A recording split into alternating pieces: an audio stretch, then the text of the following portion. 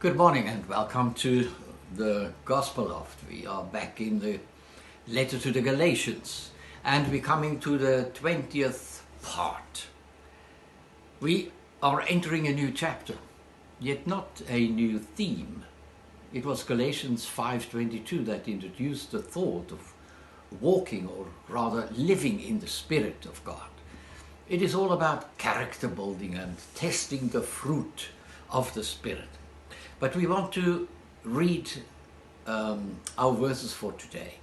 Galatians chapter 6 verses 1 to 3. Brethren, if a man be overtaken in a fault, you which are spiritual restore such a one in the spirit of meekness, considering thyself, lest thou also be tempted.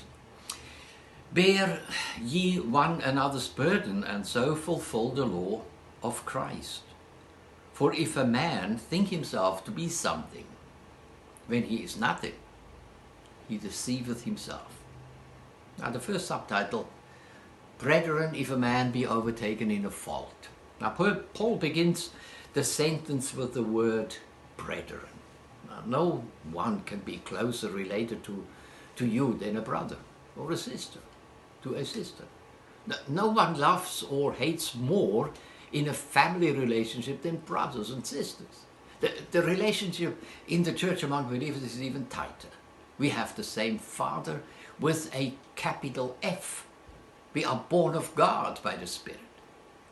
Now in 1 John chapter 5 and verse 4 it says, For whatsoever is born of God overcometh the world. And this is the victory that overcometh the world, even our faith. It is by faith that we are born again. John in his gospel makes it clear that a man needs to be born again, born of water and of the Spirit, to be able to enter into the kingdom of God. We read it in John chapter 3 verses 3 to 8.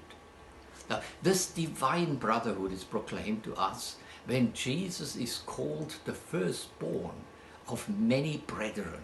Now these brethren are called the saints of the Most High. The destination for them is to hold the closest position before God eternally.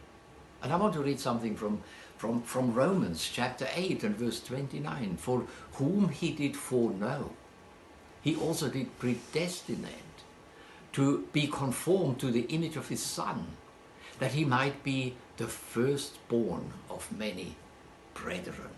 Now we have a relationship in heaven. Now the second part of the subtitle reads, Overtaken in a fault. Brethren are overtaken by a fault. Faults are normally something regrettable and if possible only committed once and then not to be repeated. In a way, well, it has an undertone of pleading for forgiveness. Sin, on the other hand, is inherent, keeps a man out of heaven.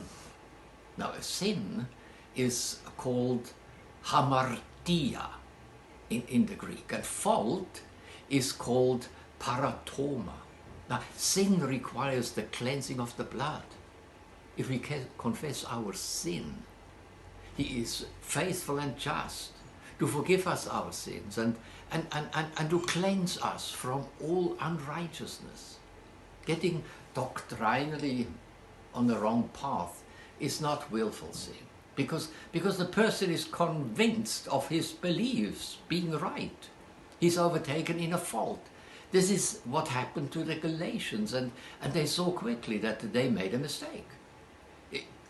It becomes sin if the person persists and believes in the wrongdoing after having been instructed otherwise. And then we get to the next subtitle. Ye which are spiritual, restore such a one. Now here Paul points to the eldership, which ought to be spiritually mature. But I must say, ought.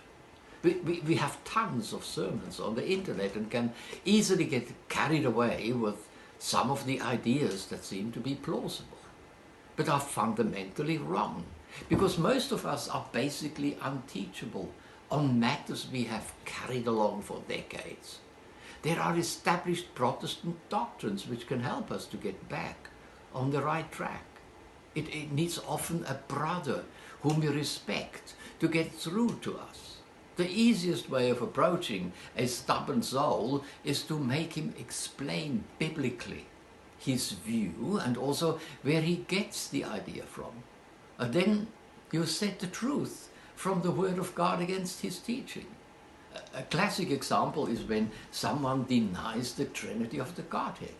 There is no way of biblically denying the deity of Christ or the person of the Holy Spirit, but plenty biblical evidence to the contrary.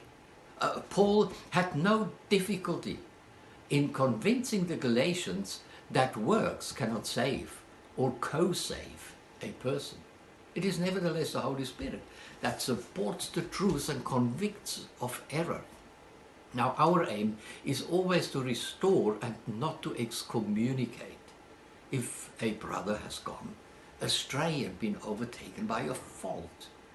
And then the next subtitle, in the spirit of meekness. Paul reflects back to the fruit of the Spirit. Let the Holy Spirit be the one that is correcting and the Word of God to back it up. We do not have to play the card of human authority.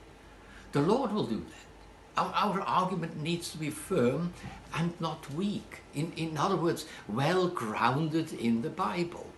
Paul gives excellent advice to Timothy in his second letter, where he says, "But foolish and unlearned questions avoid, knowing that they do gender strifes. And the servant of the Lord must not strive, but be gentle unto all men, apt to teach, patient, in meekness instructing those that oppose themselves, if God peradventure will give them repentance to the acknowledging of the truth, and that they may recover themselves out of the snare of the devil, who are taken captive by him at his will." That's from 2 Timothy chapter 2. There is hope if we use the right approach, and that is meekness. Then the next subtitle, considering thyself, lest thou also be tempted. We get so easily ensnared. Faults come quickly. To consider oneself takes time. Where do we stand? Now and then we should look into the mirror and ask a few questions. Are the walls holding, or are there holes in it? Are there holes in the defense? Now, how well do we maintain the shield of faith and the sword? Is it as sharp as it should be? The helmet of salvation, does it fit, or did your head grow too big for it? The tempter is waiting, watching all the time to see if there is a weakness and an opportunity to enter in and to spread his lies. And then bear one another's burdens. The burdens are plentiful and manifold. We are living in a time segment like never before.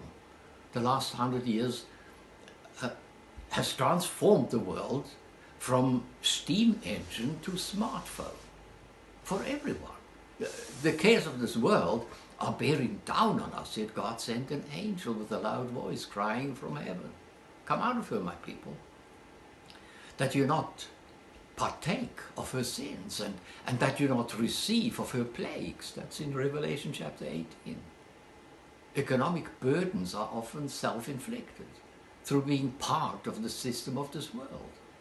There it is difficult for us to share the burden. One of the great curses is to spend more than we earn, and that just to prove that we are not as poor as others. Let us discern well and help those that are in need and sick. There are other ways to ease someone's burden, and that is by prayer. And so fulfill the law of Christ. Is it another law? No, not at all. I would like to begin with the words of Jesus in Matthew chapter 5, verses 17. "Think not that I am come to destroy the law or the prophets. I am not come to destroy, but to fulfill." And up to here we get today, and we will continue next time. Until then, God bless you. Amen.